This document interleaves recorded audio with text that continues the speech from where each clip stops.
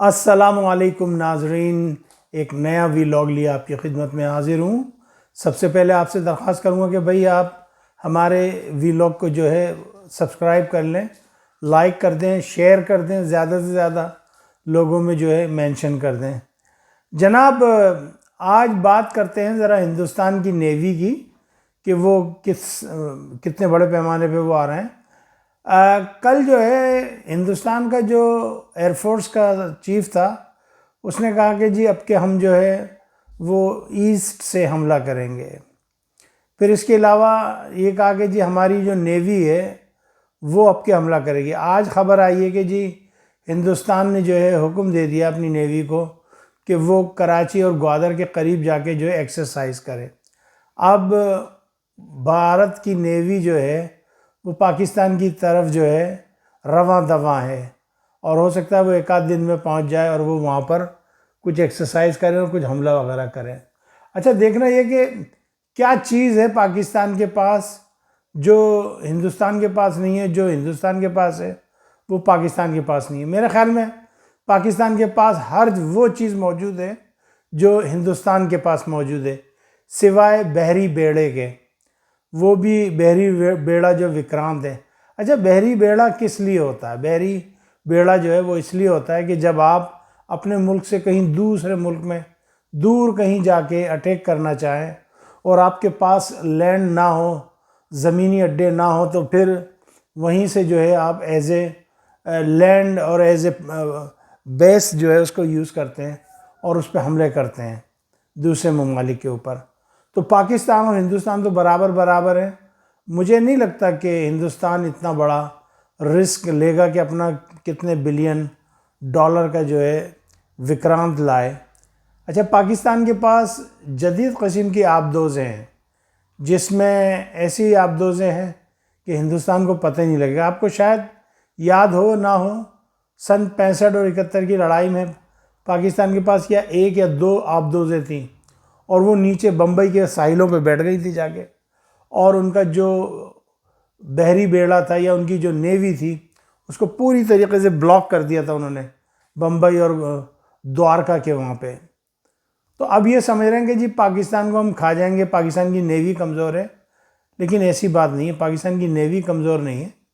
دیکھیں، ہم نے آپ سے پہلے بھی ایک دفعہ کہی تھی بات کہ جنگیں جو ہیں وہ جذبوں سے، ایمان سے لڑی جاتی ہیں۔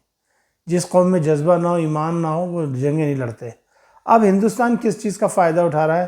اس نے دیکھا کہ ایک تو ان کے ملک میں آپس میں جو ہندوستان اپنی گیم کھیل رہا ہے، یعنی جو فتنۃ الخوارج اور فتنۃ الہندوستان کے لوگ ہیں وہ آ گئے ہیں۔ دوسری بات یہ کہ اس دفعہ جنگ جو ہے پاکستان کی خالی ہندوستان سے نہیں ہوگی، اس دفعہ جنگ پاکستان کی ہندوستان اور اسرائیل سے ہوگی، چونکہ اسرائیل پیچھے سے ساری سہولتیں فراہم کر رہا ہے ہندوستان کو، تمام ٹیکنالوجی، ہر کچھ۔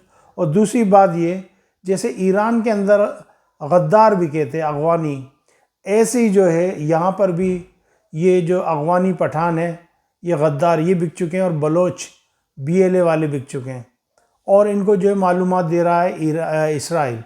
دیکھیں، اسرائیل پنگا تو لے لے گا پاکستان سے، لیکن اس کے بڑے دور رس نتائج ہوں گے، چونکہ اسرائیل میں وہ قوت نہیں ہے کہ وہ پاکستان کو روک سکے۔ چونکہ پھر جب پاکستان کے مارخور میدان میں آئیں گے تو پھر ان کی رالیں ٹپکیں گی، پھر یہ بھاگیں گے اپنے باپ امریکہ کے پاس کہ بھائی کر دیں۔ اب یہ ایکسرسائز شروع کرنے لگے ہیں۔ ادھر پاکستان نیوی جو ہے بھرپور طریقے سے تیار بیٹھی ہے کہ بھئی آپ آ جائیں اور ہم آپ کو جو ہے پھر مٹی چٹاتے ہیں۔ بالکل ویسی مٹی چٹائیں گے جیسے کہ 1965 کی جنگ کے اندر اور 71 کی جنگ میں جو ہے مٹی چٹائی تھی ہماری نیوی نے۔ اب پاکستان نیوی کے ساتھ پاکستان ایئر فورس بھی تیار ہے، پاکستان جو ہے بری فوج وہ بھی تیار ہے، اور جو علاقے آزاد کشمیر میں آئے تھے، آزاد کشمیر کی فوج نے جو علاقے کیپچر کیے تھے ابھی 6 مئی سے لے کے 10 مئی کے دوران، ان علاقوں کو جو ہے 14 اگست کو جو ہے وہ آزاد کشمیر کے نقشے میں ڈال رہے ہیں آزاد کشمیر کے لوگ۔ آپ کو پتہ ہے کہ آزاد کشمیر کی اپنی پارلیمنٹ ہے، ان کا اپنا صدر ہے، اپنا وزیر اعظم ہے، ان کی اپنی کیبنٹ ہے، ان کی اپنی فوج ہے، ان کی اپنا ریجمنٹ ہے، سب کچھ ان کا اپنا ہے، صرف ایک پاکستان پاسپورٹ دیتا ہے اپنا بس، باقی وہی شیر دل جوان بچے لڑتے ہیں آزاد کشمیر میں، کشمیر کے بیٹے کشمیر کے لیے لڑتے ہیں، ادھر گلگت بلتستانی جو ہیں وہ اپنے الگ لڑتے ہیں، وہ ان کی اپنی فوج ہے، ان کے اپنے چترال اسکاؤٹس اور یہ ان کا اپنا ہے۔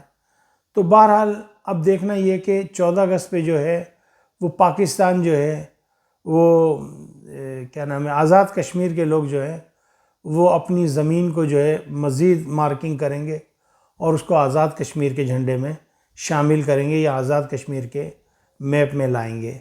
اب یہ ان کو یہ لگ گئی ہے کہ جی ہم یہ کر دیں گے، اور اب دیکھیں ٹرمپ کے ساتھ جو ہے خواہ مخواہی میں پنگا لے لیا ہے ہندوستانیوں نے۔ یہ بات افہام و تفہیم کے ساتھ بھی کہی جا سکتی تھی، لی جا سکتی تھی۔ اب دیکھیں اس سے کتنا نقصان ہوگا، اس سے بلین ٹریلینز ڈالر کا نقصان ہوگا، خواہ مخواہ میں کوئی لڑائی نہیں، کوئی جھگڑا نہیں، سمجھ آئی؟ اچھی طریقے سے آپ بات کر سکتے تھے کہ بھائی ہم رشیا سے تیل لینا نہیں چھوڑیں گے چونکہ ہمارے مفادات ہیں، ہماری قوم کا مستقبل اس پہ لگا ہوا ہے، لیکن ایسی بات نہیں ہوئی۔ اب دیکھنا یہ ہے کہ جی پاکستان سے کہاں تک پنگا لیتے ہیں۔ دیکھیں یہ سمجھ رہے ہیں کہ پاکستان نے چوڑیاں پہنی ہوئی ہیں اور پاکستان ترنے والا ہے، جب چاہیں گے کھا جائیں گے۔ دیکھیں یہ ان کی ہمیشہ یہ حماقت رہی ہے، میں آپ کو بڑی ایمانداری سے بتا رہا ہوں، آپ یقین کیجئے گا، یہ ظاہر یہ کرتے ہیں کہ ان کو فتوحات ہوئی ہیں، اصل میں ان کو فتوحات نہیں، یہ ہر دور میں یہ لوزر ہیں، یہ لوزر دے آر لوزر۔ کیسے؟ دیکھیں سن 47 میں انہوں نے مسلمانوں سے پنگا لیا، انہوں نے کہا کہ جی ہم تو تمہارے ساتھ کھانا بھی نہیں کھائیں گے، پانی بھی نہیں پئیں گے، تمہارے ساتھ رشتہ داریاں بھی نہیں کریں گے، اور تم نکلو، تمہاری زبان الگ ہماری زبان الگ، تمہارا مذہب الگ ہمارا مذہب الگ، تم ایک خدا کو پوجتے ہو، ہم 313 کروڑ بھگوانوں کو مانتے ہیں۔ تو مسٹر جناح نے کہا تھا 2 قومی نظریہ، یعنی تمہارا الگ نظریہ ہمارا الگ نظریہ ہے۔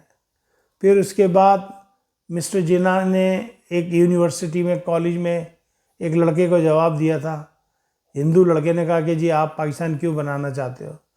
مسٹر جناح نے پانی پیا اور اس کو گلاس پیش کیا کہ لو یہ پانی تم پیو، اس نے منع کر دیا کہ تم تو ملیچ ہو، پلید ہو، تم تو نیچ ہو، فلانے ہو، ڈمکانے ہو، تم تو شودر ہو، فلانے ہو، ہم کیوں پی لیں؟ تو مسٹر جناح نے کہا دیکھیں یہی بات ہے جو ہم اپنا ملک الگ چاہ رہے ہیں۔ اب آپ کچھ بھی کر کے دیکھ لیں، سن 47 میں کتنی بڑی ان کی ہار ہوئی کہ موجودہ بنگلہ دیش اور پاکستان اس ٹائم ایک تھا، وہ الگ ہوئے۔ پھر اس کے بعد 71 میں چلو جو ہوا سو ہوا، پھر 48 میں آزاد کشمیر آیا، پھر 48 کے اندر ہی جو ہے وہ گلگت بلتستان کے غیور عوام اٹھ کھڑی ہوئی، وہ لڑی، انہوں نے ان سے آزادی حاصل کی، باقاعدہ انہوں نے تو جنگ لڑی ہے، وہ تو سارے جنگجو لوگ تھے، فوج میں تھے گلگت بلتستانی، اور ابھی بھی پاکستان آرمی میں ایک بہت بڑی تعداد میں گلگت بلتستانی جو ہے پاکستانی فوج میں شامل ہیں، گلگت اسکاؤٹس میں ہیں، چترال اسکاؤٹس ہے ان کا، اور کیا نام ہے ان کا، گلگت بلتستان جو ان کا ریجمنٹ ہے اس کے اندر ہے، ابھی ایک الگ صوبہ ہے گلگت بلتستان۔ تو دیکھنے کی بات یہ ہے کہ ان کو 48 میں نقصان ہوا، پھر 65 کی جنگ میں ان کو نقصان ہوا، پھر 71 میں انہوں نے ہمیں ڈیمیج کرنے کی کوشش کی جس میں یہ ایک حد تک کامیاب ہوئے، لیکن پھر آپ دیکھ لیں پھر لڑائی شروع ہو گئی، پھر کارگل کا مسئلہ آ گیا، کارگل پہ انہیں جوتے کھانے پڑے، 100 پیاز بھی گنڈے بھی کھائے، 100 جوتے بھی کھائے، اور اسی بھاؤ پہ نوکری کی جس بھاؤ پہ تھی۔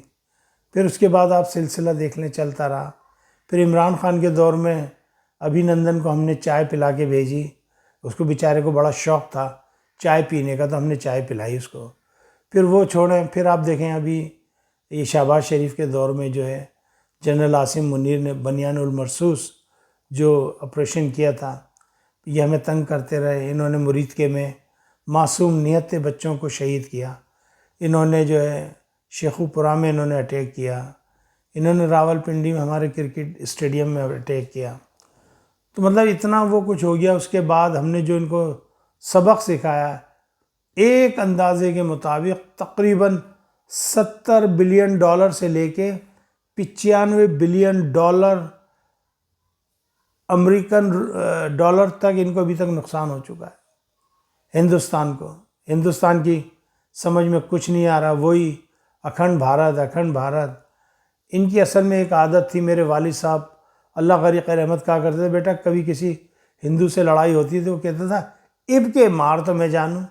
والد صاحب ایک جھڑ دیتے تھے، کہنا ابے تو اب کے مار تو میں جانوں، تو نے بہت مار لیا۔ اور گالیاں بکتے ہیں، یہ ان کی ماں کی گالیاں ان کے منہ سے نکلتی رہتی ہیں، اور کہتے جائیں گے اب کے مار تو جانوں، اب کے مار تو جانوں۔ تو بھائی بات یہ کہ ہم تو مارنے والوں میں سے، ہم پٹنے والوں میں سے کہاں ہیں؟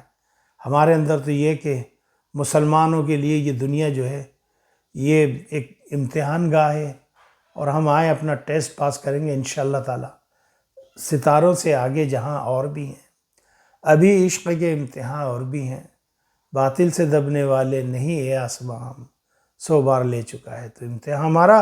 اور اسی کے ساتھ میں اب اجازت چاہوں گا آپ سے، بس میں اتنا کہنا چاہوں گا کہ اللہ تعالیٰ میرے پیارے وطن پاکستان کی حفاظت کرے، اللہ تعالیٰ ہمارے لوگوں کے اندر محبت پیدا کرے، آمین ثم آمین۔